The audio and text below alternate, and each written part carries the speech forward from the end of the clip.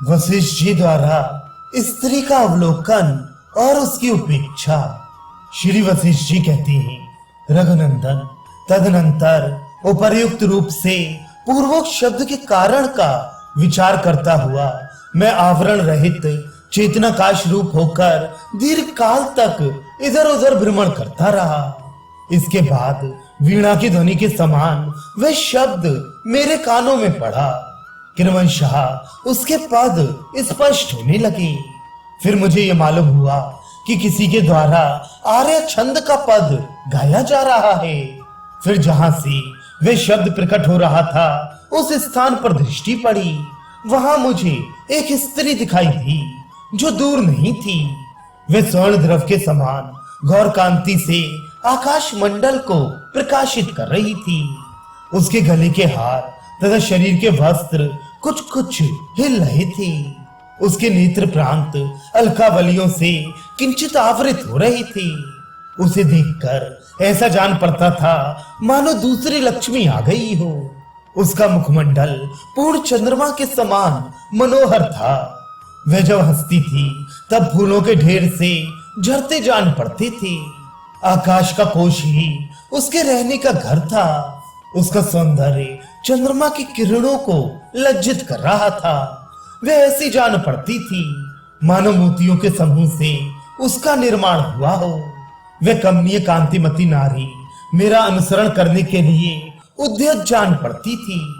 मेरे पास खड़ी हो मधुर मुस्कान और उत्तम भाव विलास से सुशोभित वह मनोहारिणी स्त्री मधुर स्वर से कोमल वाणी में इस आर्य छंद का पाठ करने लगी कि मुनि, आपका अंतःकरण उन राग, द्वेष, काम, क्रोध, लोभ, मोह आदि दोषों से सर्वथा शून्य है, जो असत पुरुषों के ही हृदय में रहने योग्य है। आप संसार सरिता में डूबकर मोहित होने वाले प्राणियों के आश्रयभूत तटवर्ती वृक्ष हैं। अतः मैं सब ओर से आपकी ही स्तुति करती हूँ। श्री राम, ये सुनकर मैंने उस मनोहर मुख एवं मधुर स्वर वाली स्त्री की ओर देखा और ये सोचकर कि यह तो स्त्री है, इससे मेरा क्या प्रयोजन है, उसकी अवहेलना करके मैं आगे बढ़ गया। तदनंतर लोक समूहों से युक्त माया दिखाई दी। उसे देखकर मुझे बड़ा विस्मय हुआ। फिर उसका भी अनादर करके मैं आकाश में विचरण करने को उद्यत हुआ।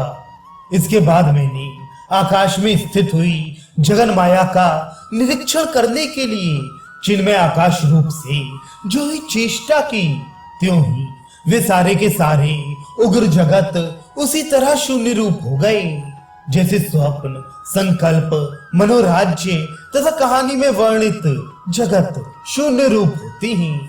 इस प्रकार बताए गए वे सभी लोक होने वाले प्रलय काल के दृश्य को वैसे ही नहीं जान पाते हैं, जैसे एक ही घर में सोए हुए अनेक पुरुष एक दूसरे के स्वप्न में होने वाले रण कोलाहल को नहीं सुनते हैं। श्री राम, चेतन में ही सब कुछ है, चेतन से ही सब कुछ है, चेतन ही सब कुछ है और चारों ओर से चेतन ही चेतन है। सारी सत्ता चिन्मय तथा सदरूप ही है। यही मैंने वहां पूर्ण रूप से देखा। यह जो दृश्यों का दर्शन होता है वह ब्रह्म मात्र है। आकाश में प्रतीत होने वाले वृक्ष की मंजरी है।